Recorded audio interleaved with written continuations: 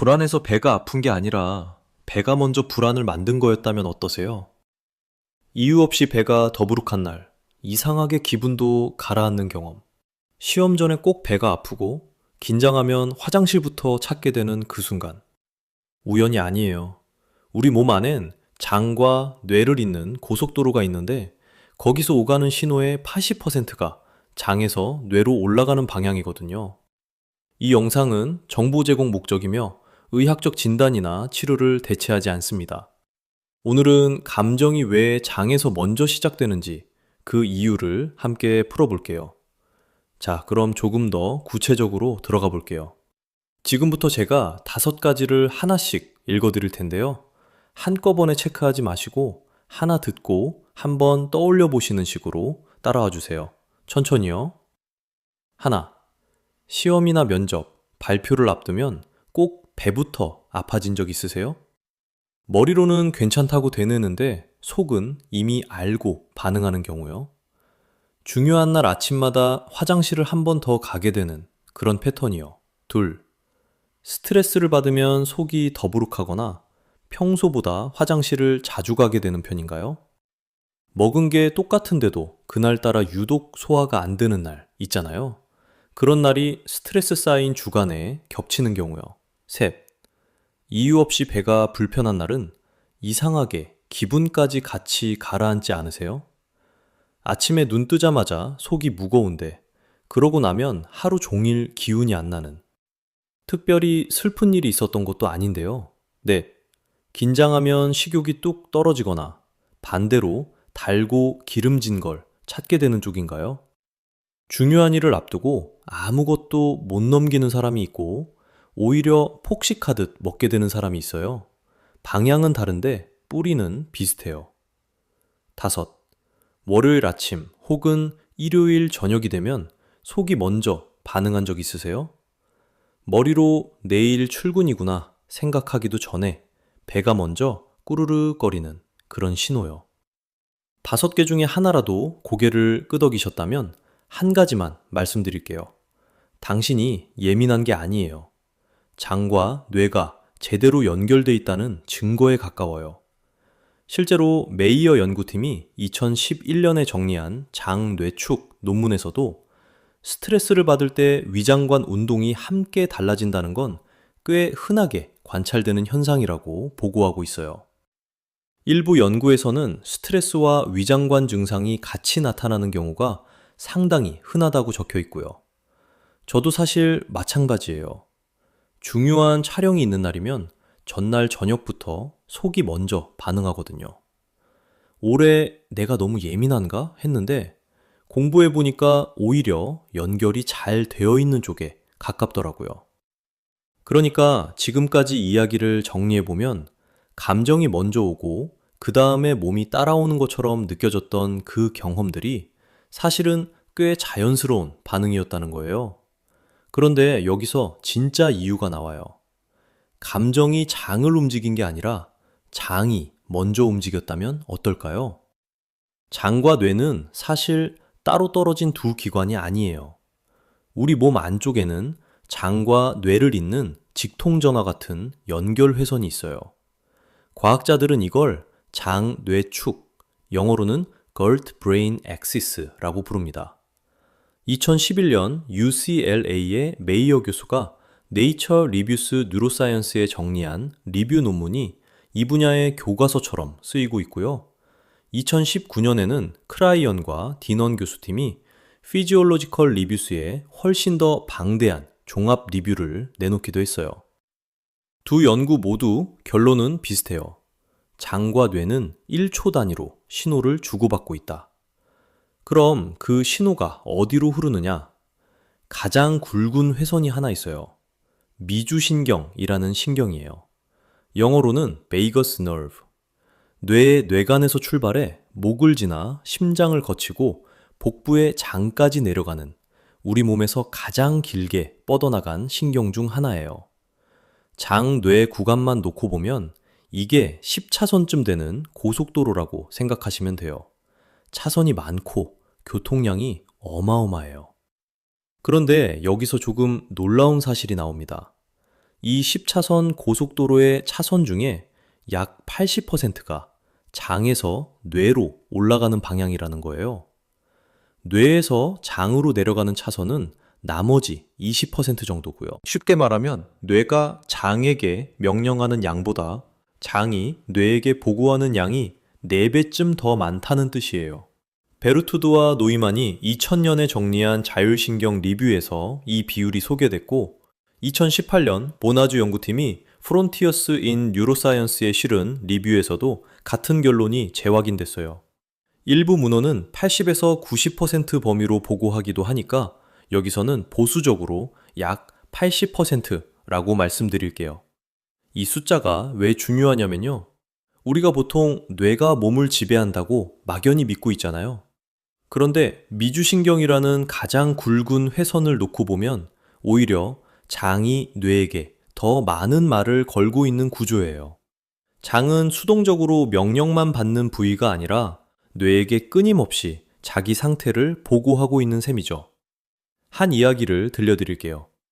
해외의 한 IBS 연구에 참여했던 A씨는 회사에서 중요한 회의가 있는 날이면 몇 시간 전부터 배가 살살 아프기 시작한다고 했어요.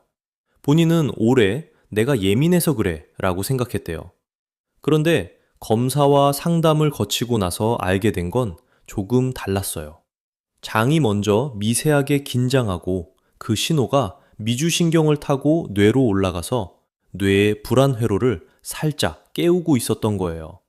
즉, 불안이 장을 아프게 만든 게 아니라 장의 신호가 먼저 올라가서 뇌에 긴장 상태인데? 라는 보고를 하고 있었던 셈이죠.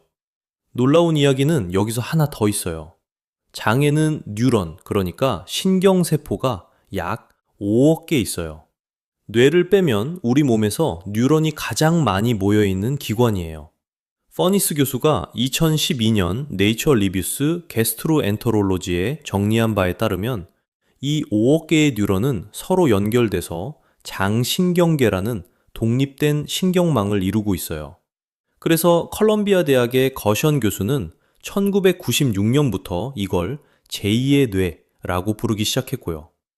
제2의 뇌라는 표현이 과장처럼 느껴질 수도 있는데 실제 작동 방식을 보면 그렇게 부를만 해요.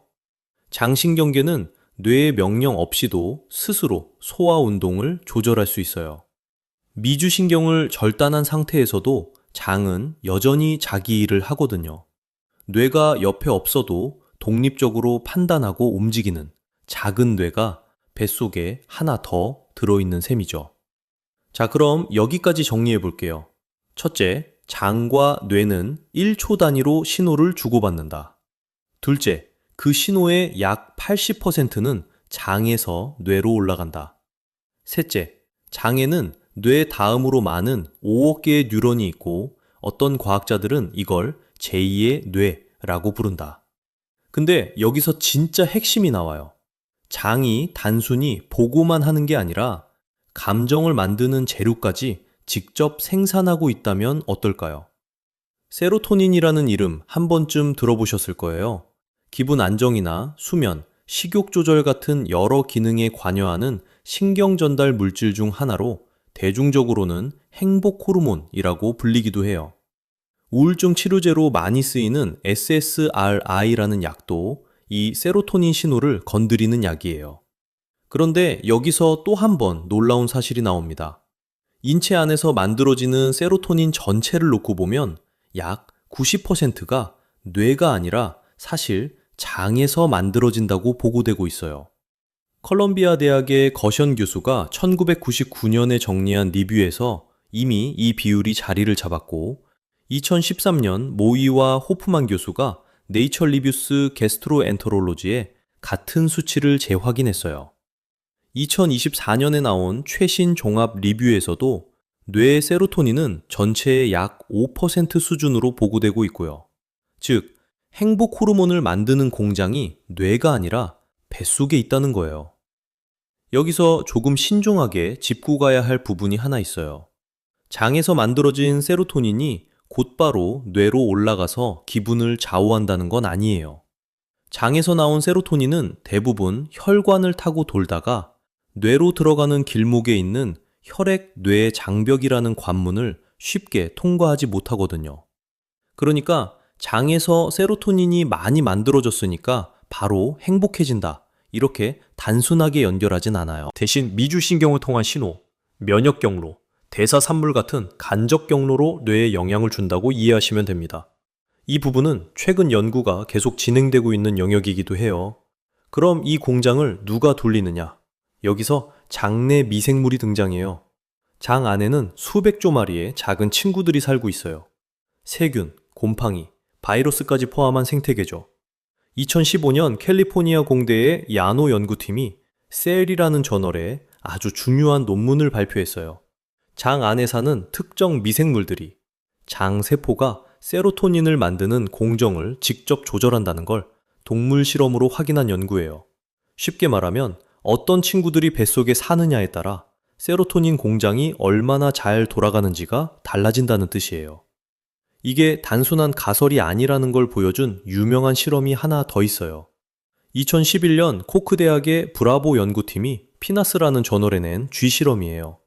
쥐에게 락토바실러스라는 유산균의 한 종류를 꾸준히 먹였어요. 그랬더니 쥐의 불안 행동이 줄어들고 뇌에서 기분 억제에 관여하는 수용체 분포까지 변했어요. 여기까지만 들으면 유산균이 불안을 줄이는구나 정도로 넘어갈 수 있는데 이 실험의 진짜 핵심은 그 다음이었어요. 같은 쥐의 미주신경을 절단한 뒤에 똑같이 유산균을 먹여봤더니 그 효과가 사라졌어요.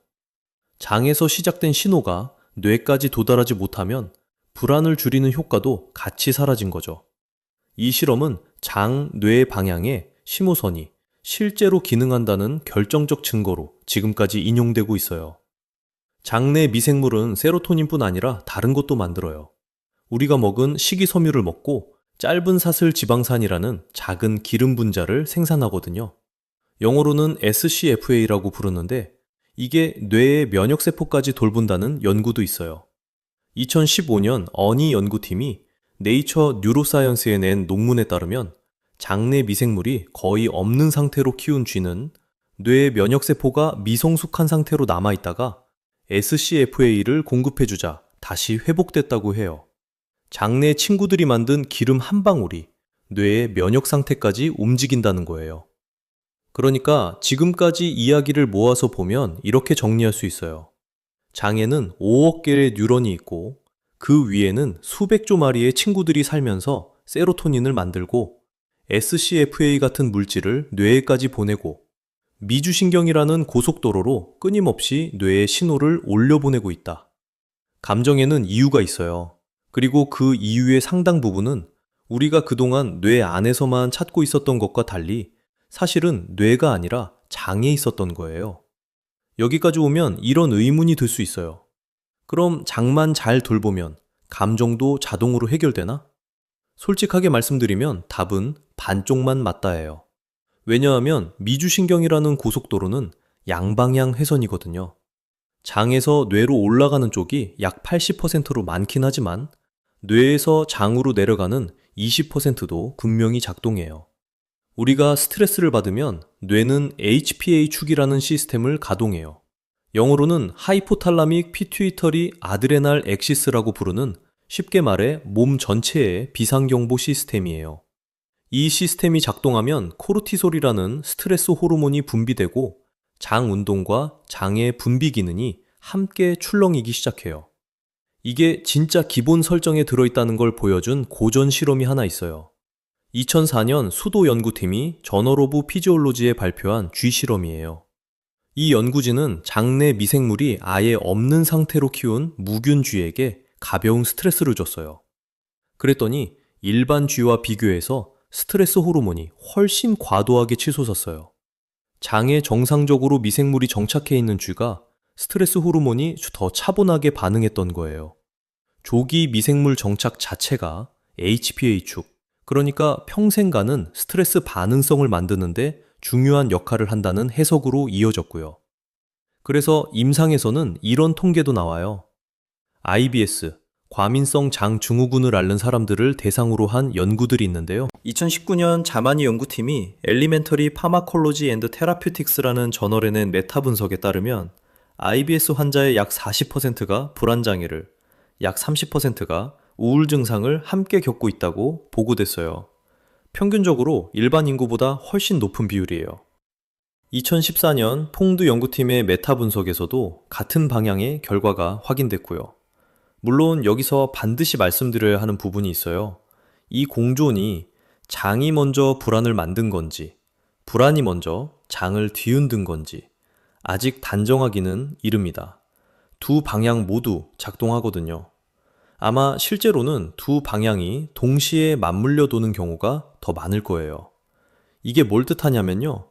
장이 나빠지면 기분이 흔들리고, 기분이 흔들리면 장도 흔들리는 루프가 존재한다는 거예요. 한번 시작된 루프는 혼자서 빠져나오기가 쉽지 않고, 어느 날은 장이 먼저 출발선이 되고, 어느 날은 뇌가 먼저 출발선이 되는 식으로 번갈아 작동하기도 해요. 그래서 한 가지는 말씀드리고 싶어요. 이유 없이 배가 아프고 기분도 가라앉는 날, 당신이 이상한 게 아니에요. 두 시스템이 제대로 연결돼 있다는 증거이고, 다만 그 연결이 지금 조금 과하게 소란스러운 상태일 수 있다는 거예요. 이유를 알면 같은 증상도 덜 당황스러워져요. 그럼 루프를 끊어내는 첫 단추는 뭘까요? 거창한 게 아니에요. 오늘부터 한 가지만 바꿔봐도 충분해요. 오늘부터 해볼 수 있는 한 가지만 제안 드릴게요. 식후에 10분 천천히 걸어보기. 거창한 유산소 운동이 아니에요. 러닝이나 헬스를 새로 시작하라는 이야기도 아니고요. 산책 수준의 느린 걸음이면 충분해요. 속도는 딱 대화가 자연스럽게 이어지는 속도라고 생각하시면 돼요. 왜 식후 10분 보행이냐면요. 프랑케 연구팀 등 여러 연구에서 식후 저강도 보행이 위장관 운동성에 도움이 된다는 관찰이 보고되고 있고, 가볍게 움직이는 동안 자율신경계의 부교감 활성화, 그러니까 몸을 이완 모드로 전환하는 스위치가 조금씩 켜진다는 설명도 같이 따라와요. 장에게 지금은 소화하고 회복할 시간이야 라고 가장 부드럽게 신호를 주는 방법인 셈이죠. 다만 이건 치료법이 아니고 증상을 단번에 해결하는 비법도 아니에요. 오늘 한 번만 해보고 관찰해보는 실험 정도로 받아들여 주시면 좋겠어요. 한 가지 관찰 과제를 드릴게요. 10분 걷는 동안 두 가지만 살펴봐 주세요. 첫째, 걷는 동안 속이 어떻게 움직이는지. 둘째, 걷고 난 뒤에 기분이 어떻게 달라졌는지. 머릿속에 한 줄 메모 정도면 돼요. 여러 번 쌓이면 내 몸의 장, 감정 패턴이 조금씩 보이기 시작해요. 이유를 아는 사람만이 자기 루틴을 만들 수 있거든요. 자, 오늘 이야기 전체를 한 번만 정리해 볼게요. 세로토닌의 약 90%, 미주신경 신호의 약 80%, 그리고 장에만 있는 약 5억 개의 뉴런. 이 세 숫자가 같은 방향을 가리키고 있어요. 감정은 뇌 안에서만 일어나는 일이 아니라 뱃속에서 먼저 시작되고 있다는 방향이요.